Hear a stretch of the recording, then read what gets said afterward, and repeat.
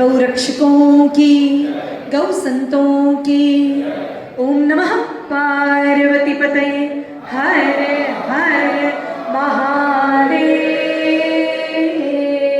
দেশ জুড়ে নতুন করে আলোচনায় এসেছে গো সম্মান আহ্বান অভিযান। গোরক্ষা এবং গরুকে রাষ্ট্রমাতা হিসেবে সাংবিধানিক মর্যাদা দেওয়ার দাবিতে দেশব্যাপী শুরু হয়েছে এই স্বাক্ষর সংগ্রহ ও জনসচেতনতা কর্মসূচি। এই উপলক্ষে 28শে জুন বাঁকুড়ার ধর্মশালায় অনুষ্ঠিত হল গো সম্মান আহ্বান অভিযানের প্রচার কর্মসূচি। এই অনুষ্ঠানে উপস্থিত ছিলেন সাধ্বী সরস্বতী গোপাল দিদিজি। তিনি উপস্থিত সনাতনী হিন্দুদের উদ্দেশ্যে গোমাতাকে রাষ্ট্রমাতা হিসেবে স্বীকৃতি দেওয়ার উদ্দেশ্য ও আন্দোলনের লক্ষ্য তুলে ধরেন।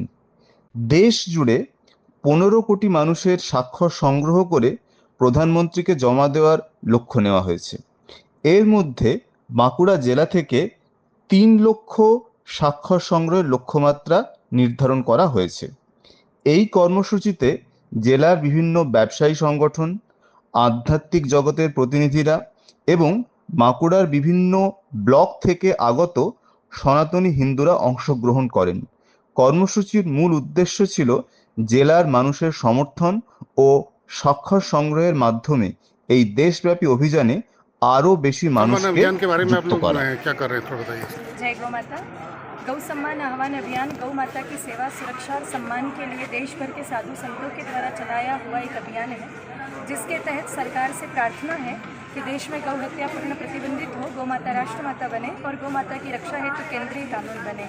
उसी के लिए एक संवैधानिक प्रार्थना है, जिसके तहत 27 जुलाई 2026 को 15 करोड़ सिग्नेचर के साथ देश के 790 जिला हेडक्वार्टर में डीएम को आदरणीय प्रधानमंत्री जी, मुख्यमंत्री जी, राष्ट्रपति जी और राज्यपाल के नाम प्रार्थना पत्र दिया जाएगा संपूर्ण भारतवर्ष में एक साथ कि देश से गौ हत्या पूर्णतः प्रतिबंधित हो।